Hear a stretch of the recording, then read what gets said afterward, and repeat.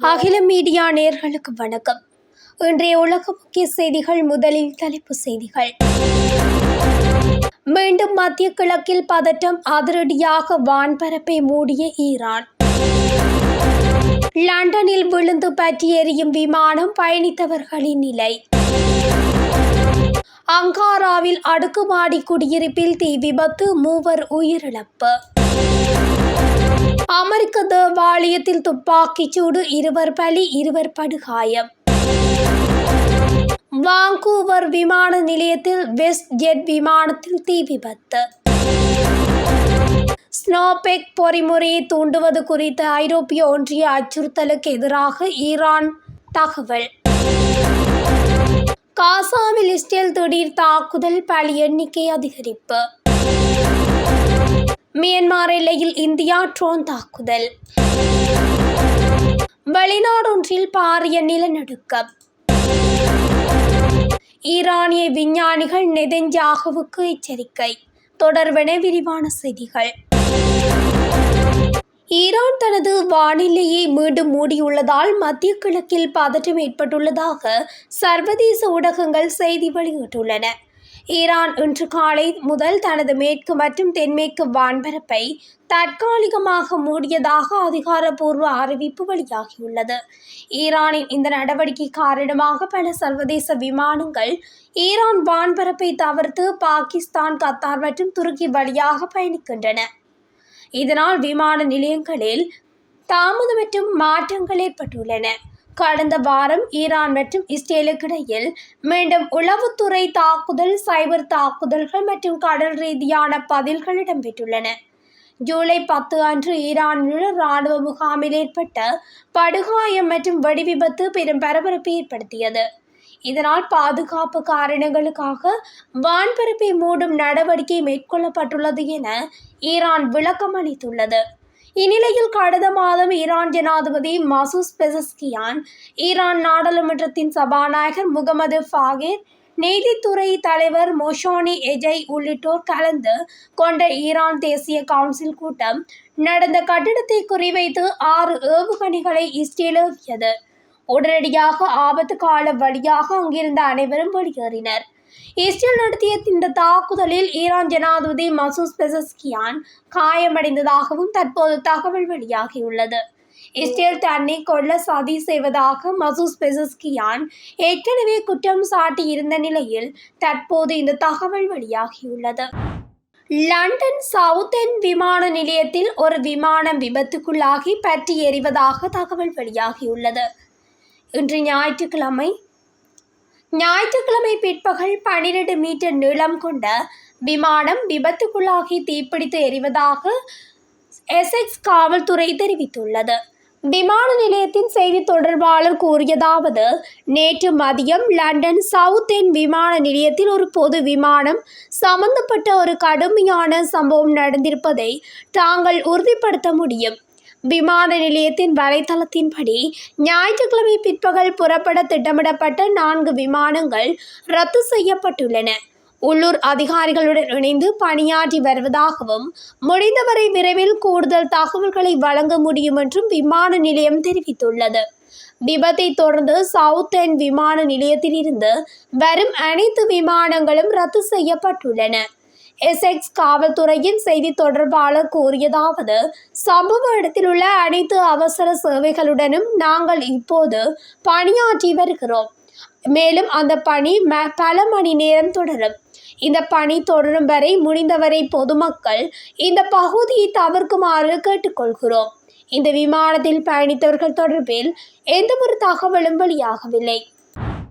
துருக்கி தலைநகர் அங்காராவில் அடுக்குமாடி குடியிருப்பின் 4வது மாடியில் திடீரென தீப்பிடித்ததில் 3 உயிரிழந்துள்ளதாக வெளிநாட்டு ஊடகங்கள் செய்தி வெளியிட்டுள்ளன.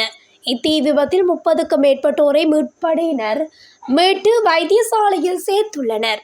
தீ ஏற்பட்டதற்கான காரணத்தை போலீசார் விசாரித்து வருகின்றனர். அமெரிக்காவின் கெண்டகி மாகாணம் லெக்சிங்டன் நகரில் தேவாலயத்தில் நேற்று பிரார்த்தனையின் போது தேவாலயத்துக்குள் துப்பாக்கியுடன் நுழைந்த நபர் அங்கிருந்தவர்கள் மீது துப்பாக்கிச் சூடு மேற்கொண்டதில் 2 பேர் உயிரிழந்துள்ளதாகவும் 2 பேர் படுகாயமடைந்துள்ளதாகவும் அந்நாட்டு ஊடகங்கள் தெரிவிக்கின்றன. தகவல் அறிந்து சம்பவ இடத்துக்கு விரைந்த போலீசார் துப்பாக்கிதாரர் மீது துப்பாக்கிச் சூடு மேற்கொண்டுள்ளார். குறித்த துப்பாக்கிச் சூட்டில் துப்பாக்கிதாரர் உயிரிழந்துள்ளார். அத்துடன் படுகாயமடைந்தவர்களை வைத்தியசாலையில் சேர்த்துள்ளார்கள். இந்த சம்பவம் தொடர்பாக மேலதிக விசாரணைகளை அந்நாட்டு போலீசார் மேற்கொண்டு வருகின்றனர். வெஸ்ட்ஜெட் ஏர்லைன்ஸ் விமானம் ஒன்றில் ஏற்பட்ட தீ விபத்தினால் பயணிகள் அவசரமாக வெளியேற்றப்பட்டுள்ளனர். விமானத்தின் என்ஜின் பகுதியில் தீ விபத்து ஏற்பட்டதாக தெரிவிக்கப்படுகின்றது. தனது விமானத்தில் இருந்த பயணிகளை வாங்கூவர் சர்வதேச விமான நிலையத்தில் அவசரமாக வெளியேற்றியது. டாம்பா சர்வதேச விமான நிலையத்திலிருந்து புறப்பட்ட இந்த விமானம் ஜூலை 13 இரவு சுமார் 11 மணிக்கு வாங்கூவர் விமான நிலையத்தில் நின்றபோது அதன் ஒரு என்ஜினில் தீப்பற்றி கொண்டதாக தெரிவிக்கப்படுகின்றது. விமான நிறுவனம் வெளியிட்டுள்ள அறிக்கையில், பாதுகாப்பு முன்னெச்சரிக்கையாக விமான பணியாளர்கள் ஸ்டைகளை பயன்படுத்தி விமானத்தில் இருந்த சுமார் 50 பயணிகளை விரைவாக வெளியேற்ற தீர்மானித்தனர். விமான பயணிகளுக்கு இதன்போது எந்த காயங்களும் ஏற்படவில்லை. விமானம் பராமரிப்புக்காக சேவையில் இருந்து நிறுத்தப்பட்டுள்ளதாக தெரிவிக்கப்பட்டுள்ளது. விமான நிலைய தீயணைப்பு குழுவினர் சம்பவ இடத்துக்கு அழைக்கப்பட்டிருந்தாலும் விமானத்துக்குள்ள தானியங்கி பாதுகாப்பு முறைதான் அந்த சிறிய தீயை அணைத்ததாக விமான நிலைய அதிகாரிகள் தெரிவித்துள்ளனர். ஸ்னோபிக் பொறிமுறையின் சாத்தியமான பயன்பாட்டை ஆதாரமற்றது மற்றும் அரசியல் ரீதியாக உள்நோக்கம் கொண்ட நடவடிக்கை என்று ஈரானிய வெளியுறவு அமைச்சக செய்தி தொடர்பாளர் இஸ்மாயில் பகாஜி நிராகரித்துள்ளார். அத்தகைய எந்தவொரு நடவடிக்கைக்கும் தகுந்த பதிலடி வழங்கப்படும் என்று எச்சரித்துள்ளார். வெளியுறவு அமைச்சக செய்தி தொடர்பாளர் பகாயி ஒரு செய்தியாளர் சந்திப்பில் ஸ்னோபிக் பொறிமுறை என்று அழைக்கப்படுவதற்கு எந்த சட்ட அல்லது அரசியல் அடிப்படையும் இல்லை என்றும் அதை செயல்படுத்துவதற்கான எந்த ஒரு அச்சுறுத்தலும் ஈரானை எதிர்கொள்ளும் நோக்கில் ஒரு அரசியல் சூழ்ச்சி மட்டுமே என்றும் கூறினார். கடந்த சில வாரங்களில் ஏற்பட்டுள்ள சமீபத்திய முன்னேற்றங்களை கருத்தில் கொண்டு சட்ட நெறிமுறை அல்லது அரசியல் அடிப்படைகள் இல்லாத அத்தகைய ஆதாரமற்ற வழிமுறையை நாடுவது எப்போதும் இல்லாத அளவுக்கு அர்த்தமற்றதாகிவிட்டது என்று அவர் மேலும் கூறினார். இஸ்ரேல் மீது கடந்த 2023 ஆண்டு அக்டோபர் 7 ஹமாஸ் அமைப்பு தாக்குதல் நடத்தியது. இதில் ஆயிரக்கணக்கானோர் கொல்லப்பட்டதுடன் நூற்றுக்கணக்கானோர் பிணை கைதிகளாக சிறைப்பிடித்து செல்லப்பட்டனர். இதையடுத்து அவர்களை மீட்பதற்காக காசாவுக்கு எதிராக இஸ்ரேல் போரில் இறங்கியது. கடந்த 21 மாதமாக நடந்து வரும் போரில் காசா பகுதியில் 58,000 பாலஸ்தீனியர்கள் உயிரிழந்துள்ளனர். 1 லட்சத்துக்கும் மேற்பட்டோர் காயமடைந்துள்ளனர். இதனை காசா சுகாதார அதிகாரிகள் உறுதி செய்துள்ளனர். இவர்களில் பாதிக்கும் மேற்பட்டோர் பெண்கள் மற்றும் குழந்தைகள் ஆவர். இந்நிலையில் காசா முனையில் இஸ்ரேல் நடத்திய தாக்குதலில் 30 பேர் உயிரிழந்தனர். அவர்களில் பலர் தண்ணீர் பிடிக்க சென்றவர்கள் என்று தகவல் வெளியாகியுள்ளது. இஸ்ரேல் திடீரென தாக்குதல் நடத்தியதும் அவர்கள் நாலாபுறமும் அலறியடித்து ஓடியதாகவும் தெரிவிக்கப்படுகிறது. மியான்மர் எல்லையில் உள்ள ஒல்பா முகாம்கள் மீது இந்திய ராணுவம் ஆளில்லா விமானம் மூலம் தாக்குதல் நடத்தியதாக குற்றம் சாட்டப்பட்டுள்ளது. இதுகுறித்து உல்பா அமைப்பு வெளியிட்டுள்ள ஒரு செய்திக்குறிப்பில், பல நடமாடும் முகாம்களில் அதிகாலையில் ட்ரோன்கள் மூலம் தாக்குதல்கள் நடத்தப்பட்டன. தடை செய்யப்பட்ட அமைப்பின் மூத்த தலைவர் ஒருவர் தாக்குதல்களில் கொல்லப்பட்டார். மேலும் சுமார் 19 பேர் காயமடைந்தனர். இவ்வாறு அதில் குறிப்பிடப்பட்டுள்ளது. ஆனால் இதுபோன்ற சம்பவம் நடந்ததாக எந்த தகவலும் இல்லை என்று இந்திய பாதுகாப்பு செய்தி தொடர்பாளர் தெரிவித்துள்ளார். இந்தோனேசியாவின் தனிம்பார் தீவுகள் பகுதியில் திங்கட்கிழமையன்று ரெக்டர் அளவுகோலில் 6.7 ரெக்டர் அளவிலான வலுவான நிலநடுக்கம் ஏற்பட்டதாக அமெரிக்க புவியியல் ஆய்வு மையம் உறுதிப்படுத்தியுள்ளது. இந்தோனேசியாவின் தென்கிழக்கு பகுதியில் பூமியின் மேற்பரப்பில் இருந்து 110 கிலோமீட்டர் ஆழத்தில் இந்த நிலநடுக்கம் ஏற்பட்டதாக USGS தெரிவித்துள்ளது.